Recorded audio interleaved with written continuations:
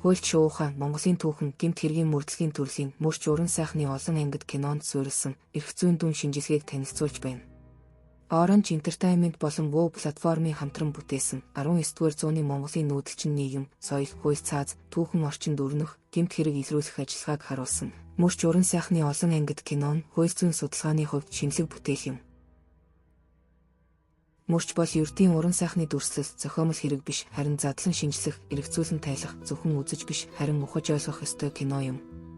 Кинонд гарч буй гэмт хэрэгүүд түүний шалтгаан мөрдөн шалгах ажиллагааг криминалистик, криминолог, эрүүгийн эрх зүйн 3 үндсэн чиглэлээр задлан шинжилхийг зорилоо.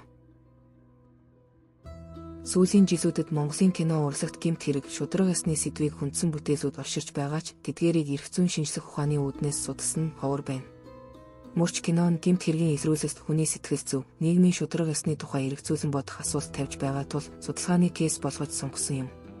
Кинонд гардаг үйл явдлыг тохиолдлын шинжилгээний аргаар авч үзэж, криминалистик, криминолог, эрүүгийн эрх зүйн онолын үндсэн хандлагыг ашиглан, эрх зүйн зохицуулалтын уялдаа зөрчлийг харьцуулан тайлбарлалаа. Мөрч кинонд Монголын 19-р зууны түүхэн нөхцөл, хэрэг мөрдөн илрүүлэх ажиллагаа хэрхэн өрнөж байсныг бодитоор харуулдаг. Шинжлэх ухааны багаж хэрэгсэл, лаборатори байгаагүй нөхцөл, мөрч дамдын ажиглалт, гярхай байдал, логик сэтгэлгээнд тулгуурлан, нотлох баримтыг олж илрүүлдэг. Жишээ нь, олон хоногийн борооны дараах уул мөр, хөрсний чиг, модон дээр үлдсэн уул мөрийг үндэслэн хэргийн нөхцөл байдлыг тодорхойлсон нь гэмт хэргийн газрын үзэсгэлэнгийн зарчмуудтай нийцнэ.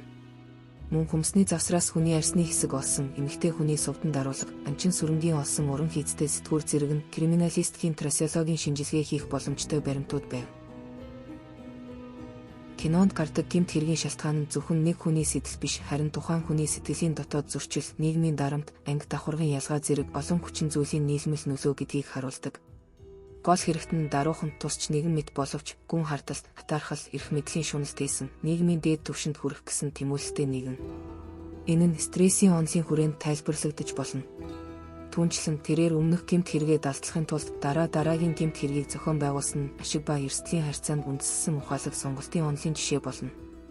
Агийн сэтгэл гутрал орхигдсон мэдрэмж нь сэтгэл зүйн зөрчлийн онолын хүрээнд тайлбарлагдах боломжтой бол гэрчүүдийн чимээгүй, хүлцэнгүй байдал нь дэд соёлын болон хэвшмэл үйл ажиллагааны онолын суурь нөхцөлийг илтгэж байна. Энэ бүхнээс харахад гэмт хэрэг нь зөвхөн хувь хүний биш, харин нийгмийн хариуцлагын тусгал юм. Мөрч кинонд нэг этгээд цуврал шат дараасан зоригтой гэмт хэрэгүүдийг үйлддэг. Энэ нь эрүүгийн эрх зүйн оролдлого, санаатай байдал, нийлмэл гэмт хэргийн ойлголттой уялдана. Агийг санаатай алсан, данжаадын амь насыг бүрлгэсэн, ноёныг хордуулах оролдлого хийсэн, гэр шатаасан, нохоо хороосон, өргөмөл охиноо хүчирхийлж дарамтсан зэрэг нь бүгд гэмт хэргийн өөр төрөлд хамрагдахч нэг этгээд, нэг зорилгоор үйлдсэн. Эдгээр нь гэмт хэргийн бүрэлдэхүүнд багтах субъект, сэтэл, объект, үр дагаврыг хангаж нийлмэл гэмт хэрэгт тооцогдох нөхцөл бүрдүүлнэ. Ийм байдлаар киноны үйл явдалд дүрслэгдсэн хуулийн олон төрлийн зөрчил нь эрх зүйн хариуцлагын үнэлгээ хийх бодит суурь болж байна. Мөрч кинон зөвхөн уран сайхны бүтээл төдийгүй Монголын нийгмийн эрх зүйн ухамсар, соёл, шударга ёсны тухай ойлголтыг сэргээх, шинээр төсөөлүүлэх томоохон оролдлого болсон бүтээл юм. Тус кинонд дүрслэгдсэн гэмт хэргийн шинж, илрүүлэлтийн үйл явц, зан авир, нийгмийн давхарга, хоорондын харилцаа зэрэг нь эрх зүйн ухамсарын илрэл, төлөвшлийн судлагдхуун болж байна. Киноны туршид үзэгч зөвхөн нэг хэрэг, нэг хүний хувь заяаг бус, нийгэмд оршин буй эрх мэдэл, нэр хүнд, үнэт зүйлс, шударга ёсны тогтолцоонд хандах олон нийтийн дотоод хандлага, итгэл сэтгэл зүг шүүн тунгаах боломжоор хангагддаг. Гэмт хэрэг үйлдсэн этгээд нь зөвхөн хувь хүн биш, харин тухайн нийгмийн хүлцэнгүй байдал, эрх мэдэл, туйлширсан соёл, дуугүй хүлээн зөвшөөрөгч олонхын сүдэрт үйл ажиллагаагаа даалт хэлбэрээр хэрэгжүүлж байгаа нь харагддаг. Мөрч кинон уран сайхны бүтээлээр дамжуулан гэмт хэрэг, хүний сэтгэл зүй, нийгмийн шударга ёс, эрх зүйн хариуцлага зэрэг олон түвшний асуудлыг хүндсэн судалгааны хувьд нээлттэй, боловсруулбал зохиох маш чухал их сурвалж болно. Судалгаагаар дамжуулан уран сайхны дүрслэл, гэмт хэргийн шалтгаан, илрүүлэлт, эрх зүйн үнэлгээ гэсэн 3 чухал огтлолцыг нэгдүгээр харуулахыг зорив. Судалгаа нь кино урлаг ба хууль зүйн шинжлэх ухаан хоорондын гүр болж, олон нийт болон хуульч мэргэжилтнүүдэд харах шинэ үнцэг санал болгоно гэдэгт итгэлтэй байна. Энэ судалгааны үр дүнд 3 үндсэн сургамжийг олж харсан. Нэгдүгээрт уран сайхны бүтээл нь зөвхөн соёлын хэрэгцээ бус, эрх зүйн боловсролын нэг хэлбэр байж чадна. Кинонд дүрслэгдсэн хэрэг явдлууд, түүнийг илрүүлсэн аргачлал нь логик сэтгэлгээ, нотлох ажиллагаа, шударга ёсны тухай ойлголтыг бодитоор өгөх боломжтой.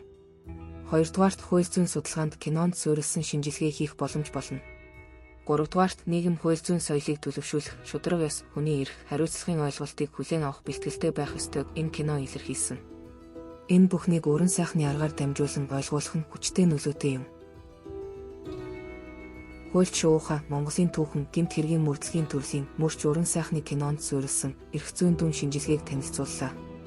Төгсгөлд нь танд энэ киноны аль дүр хамгийн бодиттой сэтгэлд ойр санагдсан бэ? Та мөрч дамдны оронд байсан бол хэргийг илрүүлж чадах байсан уу? Өнөөдрийн Монголын нийгэмд мөрчийн орон зай байна уу? Комент хэсэгт хариултаа бичиж үлдээгээрэй. Хуульч шуухан мөрч уран сайхны кино гэмт хэргийн шалтгаан уялдаа эрх зүйн тайлал нэртэй блог нийтлэлийг уншаарай. Мэдлэг бол хүч. Хамтдаа хөгжицгөөе.